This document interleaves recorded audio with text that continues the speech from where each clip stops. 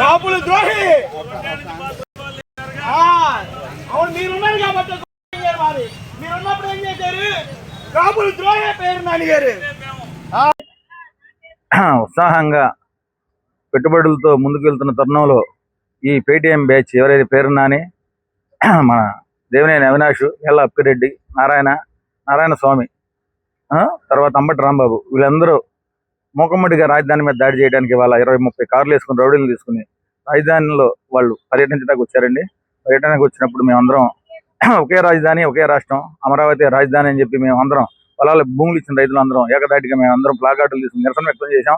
మేము ఏదైతే వాళ్ళని అడుగుతున్నామంటే, ఒకప్పుడు మీరు అధికారంలో ఉన్నప్పుడు 3 రాజధానులు అన్నారు, అధికారం పోయిన తర్వాత మావిగాని అన్నారు.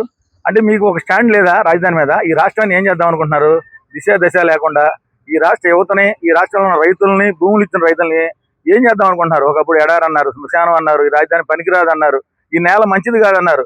అంటే అనేక రకాలుగా మీరు విధ్వంసాన్ని సృష్టించి గతంలో రాజధాని రైతులు ఏదైతే ఈ రాజధాని కోసం పోరాటం చేసి ప్రతి గ్రామంలో టెంట్లు వేసి నిరాహార దీక్షలు చేసి మహిళలందరూ ఒకే మాట మీద రాజధాని రైతులందరూ అనేక రకాలుగా గుళ్ళకి వెళ్తాం, గోపురాలకు వెళ్తాం, న్యాయస్థానాలకు వెళ్తే వాళ్ళని అనేక రకాలుగా ఇబ్బందులు పెట్టి మీరు బూటకాలతో తంతం ఏంటి, వాళ్ళని నానా రకాల హింసలు పెట్టి సోషల్ మీడియాలో అనేక రకాలుగా మీరు వాళ్ళని ఇబ్బంది పెట్టి రాజధానిని అగమ్యగోచరంగా తయారు చేసిన మీ నాయకులకి మీరు ఒక్కసారి పునరాలోచించుకోవాలి. మీకు మైండ్ సరిగ్గా మెదడు పనిచేస్తుందా లేదా? మీ మెదడు పనిచేస్తే మీ నాయకుడు గతంలో 4 రోజుల క్రితం మొత్తం 6 గ్రామాల రైతులు వెళ్ళినప్పుడు, అయ్యా మేము సీడ్ యాక్సెస్ రోడ్డుకు భూమి ఇచ్చాము, కొండవీడి వాకు భూమి ఇచ్చాము, రాజధానిని అభివృద్ధి చేస్తున్నారు చంద్రబాబు నాయుడు గారు, ఈ రాజధానితో మేము ఇచ్చింది కాకుండా మిగతాది మినహాయింపు ఏమన్నా అని అడిగారు. అడిగినప్పుడు మీ నాయకుడు ఏం చెప్పారు?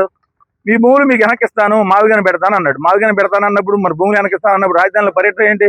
మీరు దేనికి పర్యటనకు వస్తున్నారు? ఈ రాజధానికి గందరగోళం చేయాలి, గొడవలు పెట్టుకోవాలి, లేలాపరేట్ కొంతమంది రౌడీలని, అవినాష్ కొంతమంది రౌడీలను తీసుకొచ్చి ఈ రాజధాని అలవాటు సృష్టించాలి.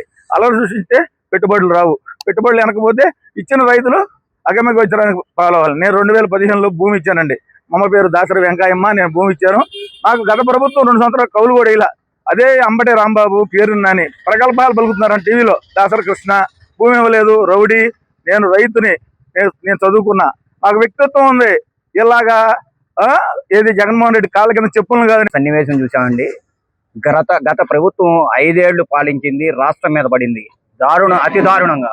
అదే నాయకులు వచ్చి వాళ్ళ రాజధాని మీద పడ్డారు. మా కళ్ళారా చూసామండి. కోడిగుడ్డులు, రాళ్లు, పెద్ద పెద్ద రాళ్లతో వచ్చి తెగబడ్డారు. కార్లు వేసుకొచ్చి పోలీసులు ఆపుతున్నారు, అయినా ఆగట్లేదు.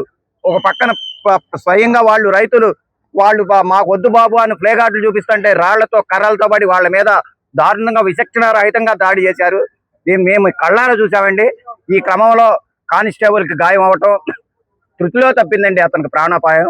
నవరగంతుని పగలటం ఒకటాత్రి ఆయన మేము హాస్పిటల్కి తీసుకెళ్ళమని మేము ఆ పోలీసు వాళ్ళకి కూడా చెప్పాము.